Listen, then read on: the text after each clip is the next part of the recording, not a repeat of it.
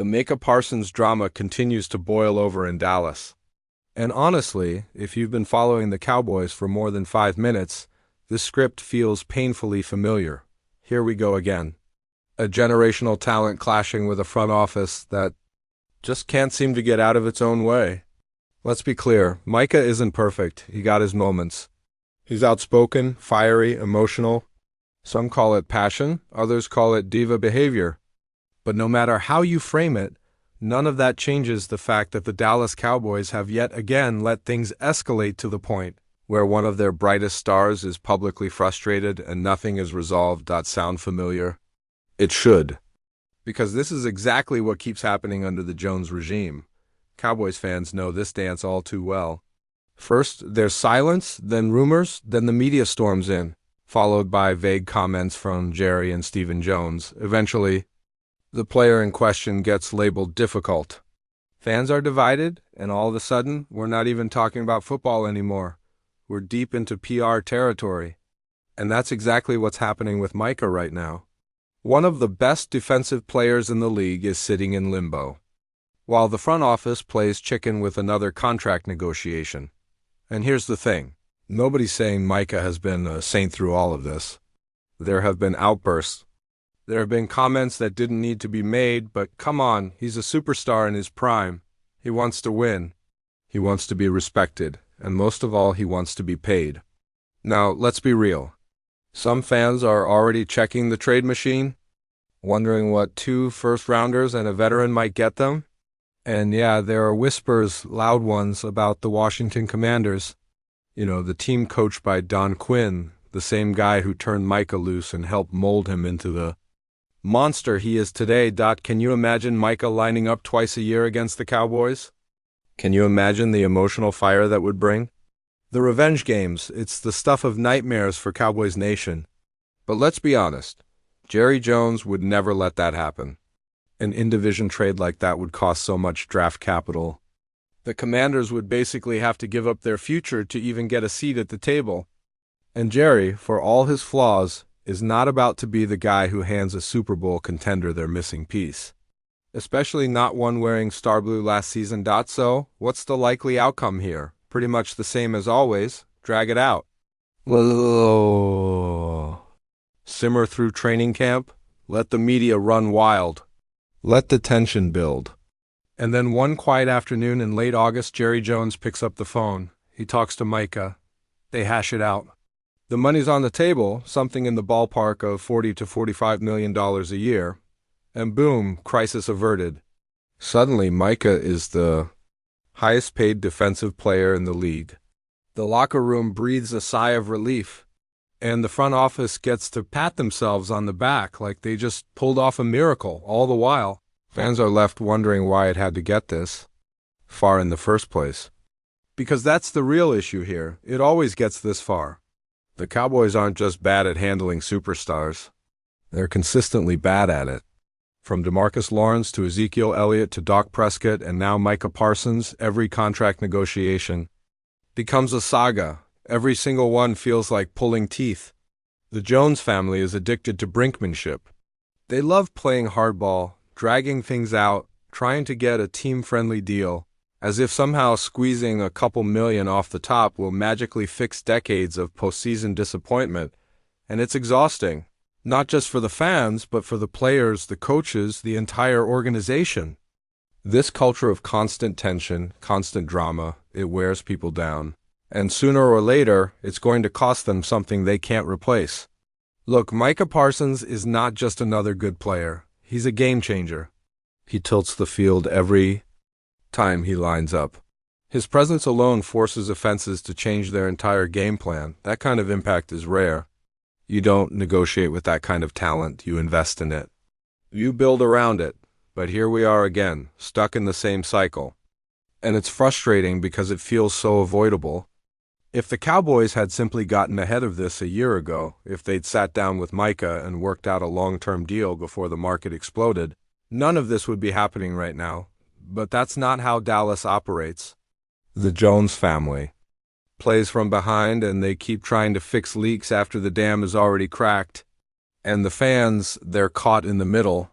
Torn between loyalty to the star on the helmet and disgust with the people running the show, you hear it all the time. I love the team, but I can't stand the ownership. And that's not just empty talk. That's years of heartbreak talking. Years of feeling like your team is stuck in neutral while other franchises make bold moves and win rings. The Eagles, the Rams, even the Chiefs, they go all in on what matters. They find ways to pay their stars, surround them with talent, and chase championships like it's their only purpose. Meanwhile, Dallas is out here managing the salary cap like it's a museum piece. Polished, preserved, and never used to its full potential. And speaking of cap management, let's not kid ourselves.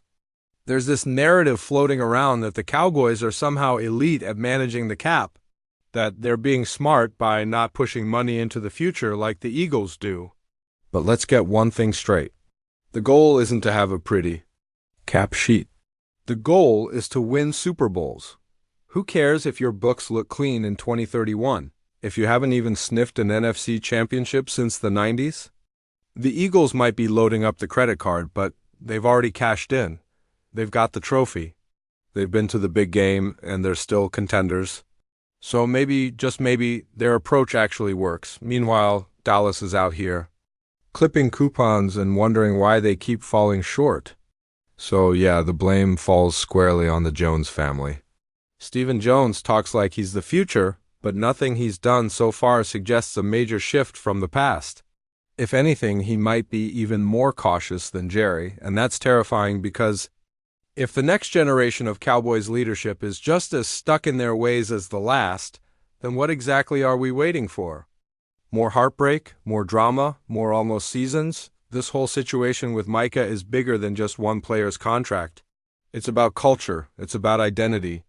It's about whether the Cowboys are serious about competing at the highest level, or just content selling hope every offseason. Because right now, it's starting to feel like the latter. And if they don't pay Micah soon, if they let this spiral into another media circus or worse, a trade demand, then you can throw away any talk of being contenders because you don't trade away a guy like Micah and get better. You just don't, and while all this is going on, preseason is underway. Fans are trying to focus on the rookies, the depth chart battles, who's shining in camp. But it's hard to get excited about Joe Milton's reps or whether Jalen Tolbert is the real deal when the team's best player is clearly unhappy. The mood hangs over everything. It's not just about what happens on the field. It's the shadow looming over the whole season. But here's the irony. Cowboys fans aren't going anywhere. They never do. The jersey sales keep rolling. The stadium stays packed, and the YouTube comment sections are full of diehards who live and breathe this team. They've been through it all. The heartbreaks, the near misses, the wasted talent, and yet every season they come back. Because it's not about the ownership. It's not even about the players. It's about the star, the identity, the hope that maybe, just maybe this year will be different, but that hope is wearing thin. And unless the Cowboys front office figures out how to actually prioritize winning over politics, over egos, over this endless obsession with value, that star might not shine so bright for much longer. Because talent only lasts so long. Patience. Even less, and if they let Micah Parsons walk away, if they let yet another elite talent fall through the cracks, then the message will be loud and clear as the Micah situation simmers. It casts a heavy shadow over every single storyline coming out of Cowboys camp. Even when we try to shift the focus to the preseason and player development, it's impossible to separate that from the bigger picture, from the storm that's been slowly building thanks to years of poor decisions at the top. And yeah, you can talk about next man up and keeping the locker room focused, but players aren't stupid. They know what's going on. They see a guy like Micah Parsons, arguably the best defender in the NFL, struggling to get what he's worth. That sends a message. It tells the rest of the roster that even if you're elite, even if you're the heartbeat of the defense, even if you're the face of the franchise, you still have to beg and wait and posture and play the game just to get paid. That's a toxic precedent. And it creates a ripple effect whether the front office wants to admit it or not. So when guys like Jalen Tolbert are out here grinding through camp trying to secure a role, When Joe Milton is trying to prove he belongs on an NFL field, all of it is happening under this unspoken tension. This lingering feeling that success might not be enough. And that's brutal because if you're a young player on this roster, what exactly are you playing for? A chance to make a name for yourself, sure. A shot to earn a second contract, maybe. But in Dallas, even the second contract feels like a gamble. And let's talk about that camp atmosphere. Yeah, there are some flashes, some good days. You hear about guys like Tillin Holden stepping up, making plays, trying to earn their spot. But even in those cases, there's always a catch. He's still buried. On the depth chart, he's still working with the twos. And you get the sense that even if he balls out every day in camp, the front office already has their minds made up. It's like the Cowboys operate off a script. We drafted this guy. We paid that guy, so they're safe no matter what you do. So yeah, maybe Holden ends up on the practice squad. Maybe he gets that sixth receiver spot if they even carry 6.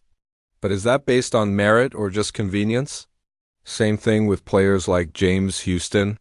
You look at the edge room and it's deep. We're talking about a stacked group, and that should be a good thing, right? Depth is a blessing in the NFL, but when you're a fringe player fighting to crack that rotation, it feels more like a closed door. And again, that wouldn't be a problem if the organization had a track record of making bold, merit-based decisions. But instead, they play it safe.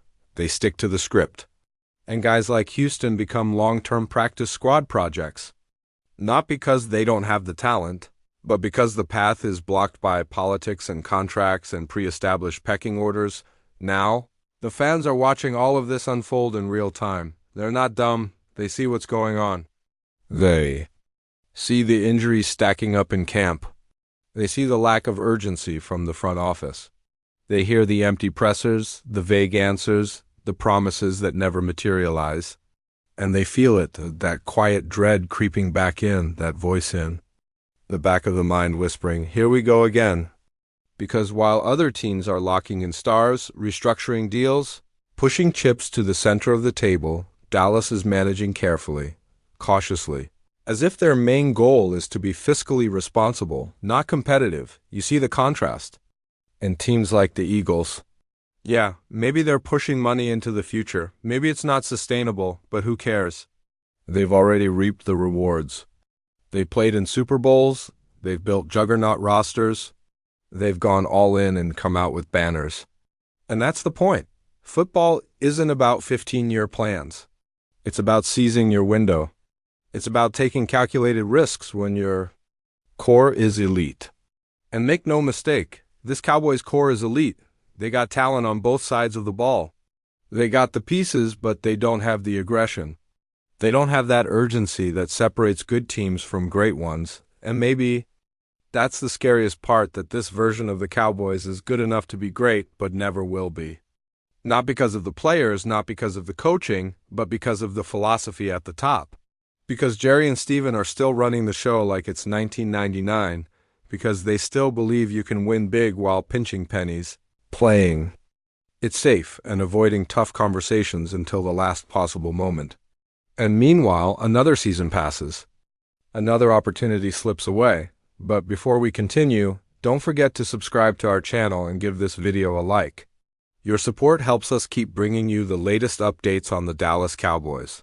Feel free to share your thoughts on the news in the comments as well. Whispers around the NFL world have been intensifying as rumors circulate that the Dallas Cowboys may be on the verge of securing a blockbuster trade with the Kansas City Chiefs, potentially acquiring superstar quarterback Patrick Mahomes. A scenario that, if it comes to fruition, would instantly reshape the landscape of professional football. Sources who claim to have insider knowledge suggest that discussions between the front offices have been ongoing for weeks, with both sides weighing the enormous implications of such a deal, from salary cap adjustments to roster reconfigurations. And while no official confirmation has been released, the sheer volume of speculation has caused fans and analysts alike to fervently debate what this move could mean for both franchises. Many insiders hint that the Cowboys' interest in MAHOMES stems from their desire to solidify a long-term presence at quarterback, a position that has historically been pivotal in their pursuit of championships. And while skeptics question the feasibility of such a trade, given Mahomes' status as the face of the Chiefs franchise, others point to Jerry Jones' willingness to make bold, headline-grabbing moves as evidence that nothing should be ruled out. The ripple effects of such a trade, if it occurs, could extend beyond the Cowboys and Chiefs, influencing free agency, draft strategies, and the overall competitive balance of the NFL, leaving the entire league watching with bated breath for any sign of confirmation. Inside sources claim that Kansas City is not entirely resistant to the possibility of moving MAHOMES, despite the quarterback being the cornerstone of their recent success, because rumors suggest the organization is contemplating a bold rebuild, or a strategic pivot that could involve acquiring multiple high-value draft picks or young talent in exchange for the superstar signal caller. Analysts are speculating that such a trade could allow the Chiefs to address long-standing roster gaps, particularly on defense and along the offensive line, while simultaneously resetting their salary cap for sustained success. And yet the mere idea of parting ways with a player of Mahomes' caliber generates intense debate among fans, with social media channels flooded with theories about what kind of compensation would be acceptable to both sides. Within this swirling maelstrom of conjecture, some insiders are hinting that personal conversations between Mahomes and key Chiefs executives may have taken place, subtly fueling the fire of speculation. And though there is no concrete evidence, the narrative has already begun to take on a life of its own, prompting fantasy football players, commentators, and team strategists to reconsider projections and rankings. If even a fraction of these rumors prove true, the Cowboys could suddenly transform from perennial contenders into an immediate favorite for a Super Bowl appearance, while the Chiefs would be forced to reimagine their offense around a new leader, creating a storyline that the NFL has not seen in decades, and the uncertainty continues to fuel a near-constant stream of discussion across every platform where football aficionados gather. From Dallas' perspective, acquiring Mahomes would represent not just a change of quarterback, but a seismic shift in franchise identity. As the rumors suggest, Jerry Jones sees this as an opportunity to redefine the team's culture, strategy, and long-term prospects, potentially creating a dynamic where Mahomes becomes the central figure in both marketing and on-field leadership, and, while logistical hurdles such as contract negotiations, trade compensation, and integrating a superstar into an existing offensive scheme remain daunting, the speculation alone has energized a fan base that has longed for a transformational figure capable of bringing sustained success. Sports commentators are speculating endlessly about how Mahomes' arrival could alter the Cowboys' play calling, the chemistry with receivers, and even the development trajectory of younger players who could learn from one of the NFL's most talented quarterbacks. And though insiders caution that rumors can often exaggerate possibilities, the intensity of the chatter surrounding this potential trade has reached a fever pitch, suggesting that if the deal moves forward, it would instantly become one of the most consequential moves in league history. The narrative also raises questions about potential ripple effects in the NFC, as other teams would need to adjust their strategies to contend with a suddenly reinforced Cowboy squad, creating a speculative chessboard in which rival franchises must anticipate Mahomes' impact even before a single snap is thrown. Meanwhile, the NFL media ecosystem is abuzz with conjecture, with analysts, former players, and insiders weighing in on social media platforms, podcasts, and televised programs, all debating the likelihood and implications of Mahomes landing in Dallas.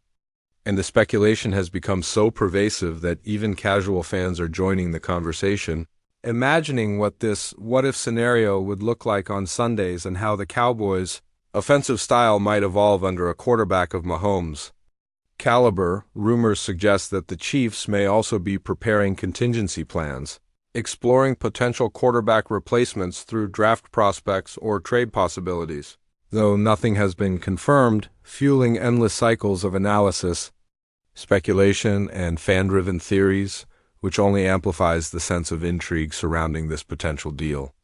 The idea that a player of Mahomes' stature could switch teams, particularly from a franchise synonymous with Super Bowl success to one with a storied but inconsistent history, challenges assumptions about loyalty, market dynamics, and the lengths to which teams will go to achieve immediate success, and the persistent chatter underscores the intense fascination the NFL commands, where even a whisper of a potential transaction can dominate headlines, social feeds, and conversation threads for weeks on end, creating an atmosphere in which rumors themselves become a form of entertainment. Speculation fuels anticipation, and uncertainty magnifies every possible outcome, keeping the league in suspense. Ultimately, the possibility of Patrick Mahomes joining the Dallas Cowboys, while currently steeped in rumor and speculation, has captured the imagination of the entire NFL community, with fans, analysts, and insiders meticulously dissecting every clue, subtle signal, and potential negotiation tactic in an attempt